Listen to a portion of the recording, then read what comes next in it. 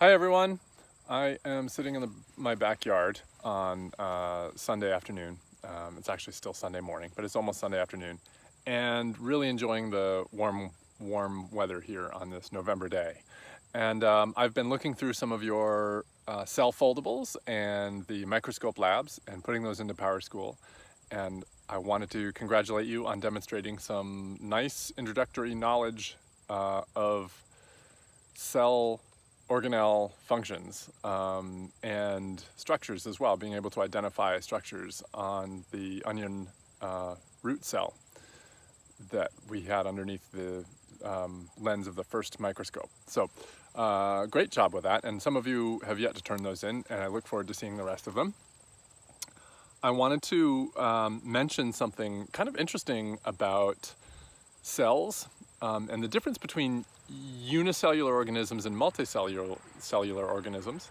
On the last microscope, we looked at a picture. It's not a picture, it's actually an actual amoeba, an amoeba that's dyed pink. There's actually a few on that slide. If you were to move this slide around, you'd see a couple different ones. I have the scope focused on one small one right now, but earlier last week we had it focused on a bigger one, which you could see its little sort of arms that had developed. Amoebas have been around for thousands and thousands of years, and millions of years even. And scientists realize that amoebas sometimes behave in a really interesting way. If you think back to the ant video that we watched earlier in the year, where the ants were all working together and playing different roles together, almost as if they were all one organism. Similarly to the way the multiple cells in one organism work together to play different roles for the purpose of that organism, like our own bodies, right? We're all made up of cells. There's skin cells here, there's cells all over our bodies, and they are all communicating with each other to perform different functions, but they're not their own individual organism. Yet there are organisms, living things, that are only made up of one cell, and an amoeba is one of those things. So if you think of an amoeba all by itself, and it eats things. We saw a video when we just started looking at living things of an amoeba eating some food. There's a particle and it engulfed it and consumed it. And that's what amoebas do. That's one of the ways they get their energy to survive. Now, sometimes food is scarce, and creatures behave differently when food is scarce. Humans, back in the day when we had to hunt and gather to get our food, would have to hunt further away. We'd have to conserve our energy. We know that in seasons when food is scarce, some animals hibernate. Some animals go dormant and barely move at all. Amoebas, when food is scarce, sometimes would collect together.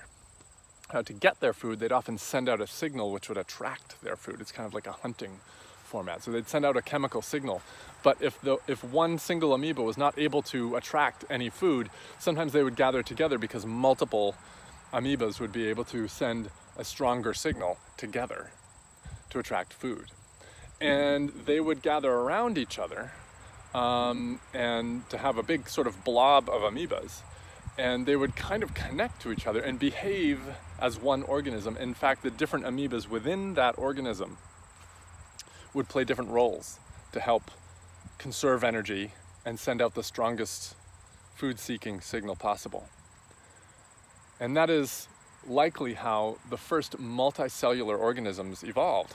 They were singular cellular organisms, unicellular organisms, that needed to combine together in order to survive. And eventually those cells grew together and reproduced as multicellular organisms. Fascinating, isn't it? So you can see a little bit of evolution when you look through the microscope, the last microscope on the counter, the one closest to my desk, and see a picture of an amoeba. You're seeing prehistory there. So I wanted to share that with you as we move ahead in looking at cells and their structures and functions. We're going to be doing a lot of work, a lot more in-depth work with cells in the coming weeks. But for this week, we're going to be kind of getting ready to assess our knowledge of cell organelles, structures and functions, cell theory, and how microscopes work. And that test is in about a week, Monday and Tuesday of next week. So I wanted to just kind of check in with you there and congratulate you on the good work done thus far and encourage you to keep going, because it just gets more interesting from here. Have a great day.